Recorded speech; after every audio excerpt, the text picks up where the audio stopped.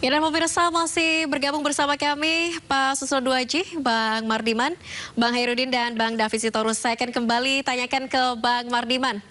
Bang Mardiman, tanggapan dari pihak Anda, apakah betul Ibtu Rudiana menginisiasi membuka kasus baru di wilayah yang bukan yurisdiksi kasus ini? Saya menjawab tadi yang Pak Jenderal sampaikan mengenai yurisdiksi dulu ya. Ya. Jadi kenapa kemudian ini ditangani oleh Polres Cirebon Kabupaten? Karena lokus dan tempus deliktinya saat itu kan tadi Pak Jenderal juga bilang bahwa itu terjadi di wilayah hukum mereka di SMP 11. Ya SMP 11 gitu ya.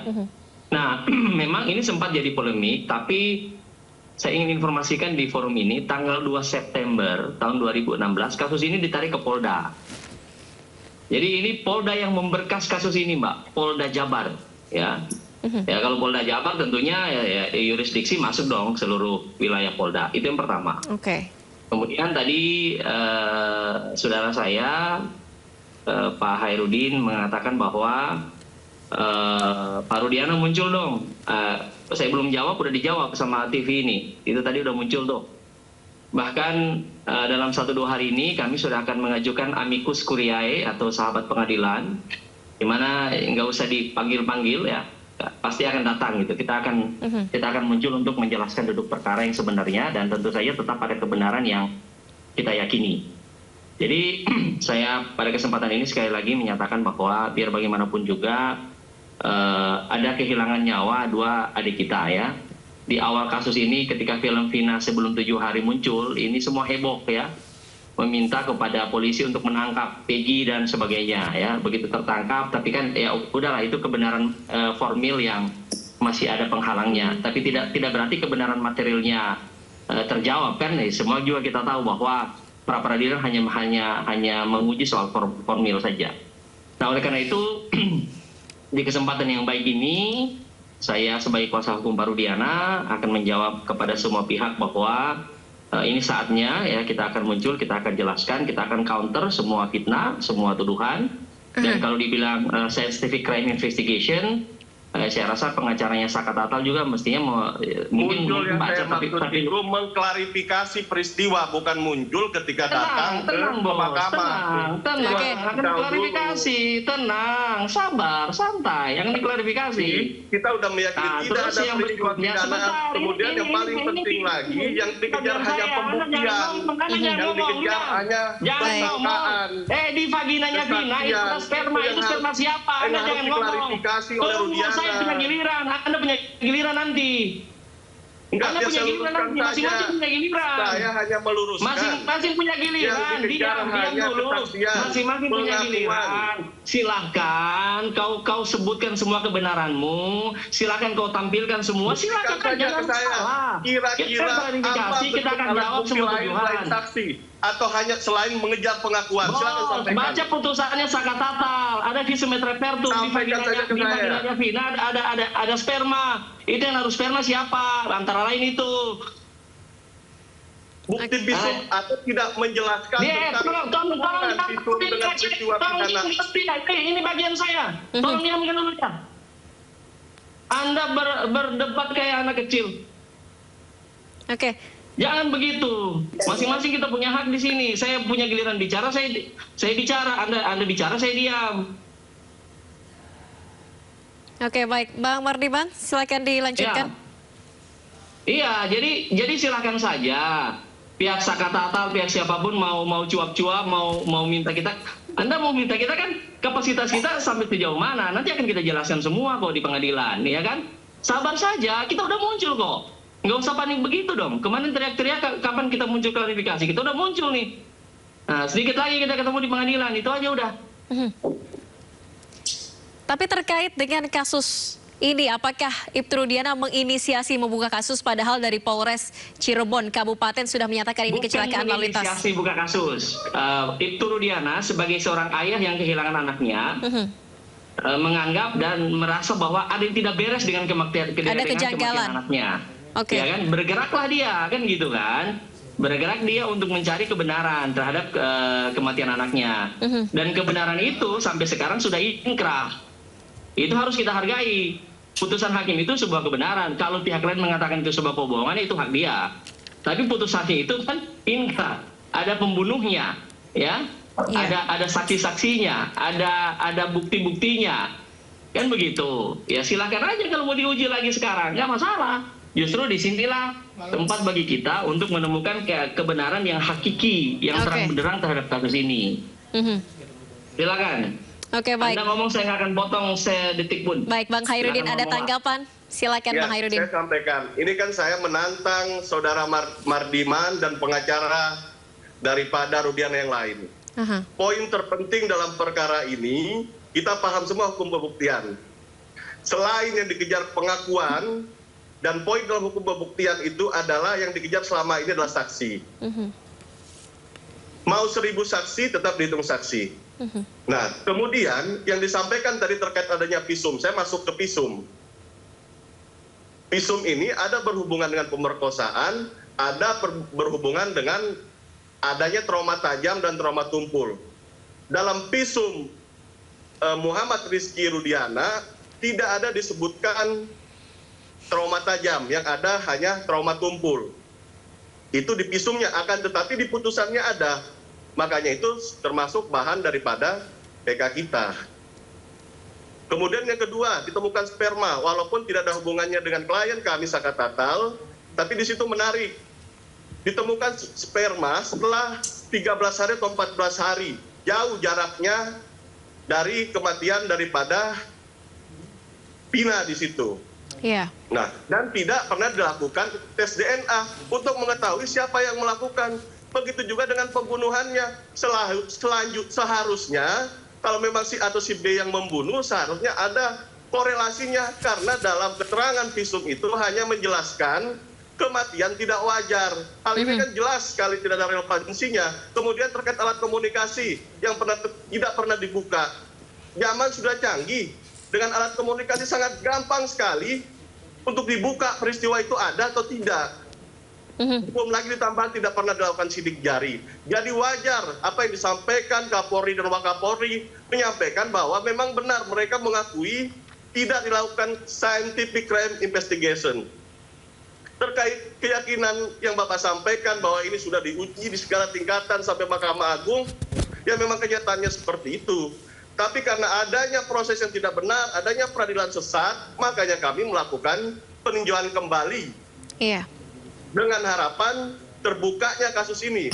Kemudian satu lagi Mbak, satu lagi, karena Dede jelas mengakui bahwa tidak ada berisik-berisik, tidak ada pelemparan di tempat kejadian. Iya. Itu sudah diklarifikasi, tinggal kita tunggu Aib insaf saja. Harapan saya, Aib Rudiana yang berusaha merekayasa kasus ini, karena ini keyakinan kita ya, daripada nantinya akan terbawa rasa bersalah yang sangat panjang, mending mengaku saja. Seperti itu Mbak. Oke, baik. Terakhir, saya ke Bang David. Kalau mau mengurai benang kusut di kasus Vina ini, tanggapan dari Anda apa yang harus dilakukan di tengah saat ini juga dari para terpidana? Mengajukan proses hukum melalui peninjauan kembali, kemudian juga dari keluarga Vina yang masih melawan. Ini merupakan kasus pembunuhan. Begitu, apa yang harus dilakukan supaya ketemu titik terangnya, Bang David? Iya. Kalau saya melihat memang yang paling utama adalah kita harus membuka secara benderang peristiwanya. Kan kepolisian seperti yang disampaikan Pak Susno tadi, membuat terang sebuah peristiwa. Nah, peristiwanya kan sudah terjadi. Nah, tetapi justru setelah terjadi peristiwa ini, ada yang menyatakan ini kecelakaan, ada yang menyatakan ini pembunuhan. Nah, ini artinya berarti tidak terang. Atau ada dua terang di sini. Nah, justru ini yang harus dipilih, harus ditentukan, harus dipastikan. Memang proses peradilannya udah berjalan, tapi banyak kejanggalan-kejanggalan yang kemudian ditemukan. Banyak sekali peristiwa seperti ini, Mbak. Bahkan di belahan dunia manapun, seseorang sudah dihukum mungkin sampai 15 tahun baru ketahuan pembunuhnya atau peristiwanya, ini banyak sekali. Tapi tidak apa-apa. Kita ingin semua pihak memperjuangkan haknya masing-masing. Silahkan memperjuangkan haknya. Karena apa? Karena kalau tidak ditemukan misalnya tidak ada peristiwa tindak pidana, sayang sekali ada beberapa terpidana yang sudah menjalani hukuman sampai sekitar 8 tahun. sayang sekali sudah ada yang harus mendekam di dalam penjara beberapa lama. Tapi kalau memang benar-benar ada kejadian yang hari ini juga belum ditemukan siapa pelaku utamanya, nah ini juga menjadi pertanyaan. Jadi ini harus dicek dari awal. Peristiwanya harus dibuat terang. Silahkan dibuka proses forensiknya tadi. Ya saya menarik tadi Pak Susno bilang, hari ini masih ada kendaraan, silahkan dilakukan forensik. Bagaimana forensik terhadap itu? Atau apapun bukti-bukti yang bisa ditemukan. Dan pengakuan-pengakuan saksi yang juga setelah kita ikutin beberapa waktu belakangan, juga melakukan pengakuan-pengakuan yang terbaru yang bagi kita sangat mencengangkan ya. Dan justru karena itulah makanya kita ingin silakan semua menguji proses. Silakan uji proses, silakan laporkan siapapun yang perlu dilaporkan. Termasuk misalnya yang tadi, yang sudah mengakui bahwa kesaksian dia palsu. Dia mengatakan kesaksian saya ini, nah, itu kan silakan juga dilaporkan. Semua. Dan kalau memang proses ini diperlukan misalnya terhadap dokter forensiknya, silakan periksa. Periksa semuanya. Supaya apa? Terang benderang. Dan hari ini saya harap, kita semua berharap, kepolisian yang hari ini ditangani oleh Polda Jawa Barat, ini juga di bawah pengawasan dari Bareskrim Mabes Polri, termasuk ada Propam juga sama Paminal yang mengawasi. Harapan kita dalam waktu dekat atau dalam waktu yang tidak terlalu lama, peristiwa ini dapat dipastikan. Supaya apa? Supaya semua bisa mengetahui kebenarannya, keluarga juga bisa menerima, dan keadilan bisa ditegakkan. Buka dari awal. Oke, ada yang mau ditanggapi Pak Susno nampaknya? Siap, sedikit saja Pak Susno. Saya hargai daripada Bang Mardiman, hargai juga dari Bang Hairudin Tatal, gitu kan. Ini dua kasus yang berbeda, ya. Yang di Cirebon Kabupaten kecelakaan lalu lintas sudah tuntas yang di jembatan. Yang di sini di Cirebon Kota kasus pembunuhan. Berbeda, kecelakaan lalu lintas di sini. Nah, sekarang pembunuhan ini ditarik oleh Polda.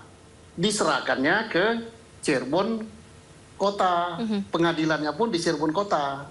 Nah, kalau mau menarik yang di jembatan itu, peristiwa jembatan itu adalah peristiwa pembunuhan, maka menyerahkan perkaranya ke Kejaksaan Negeri Kabupaten Cirebon.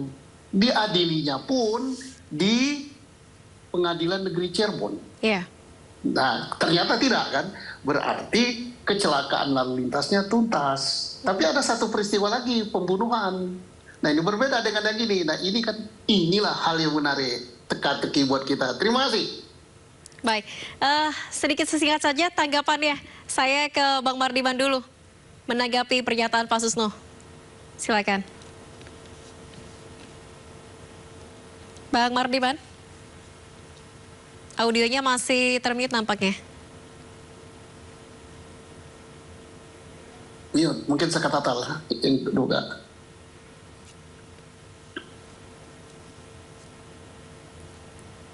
Bang Mardiman, masih termute audionya, Bang?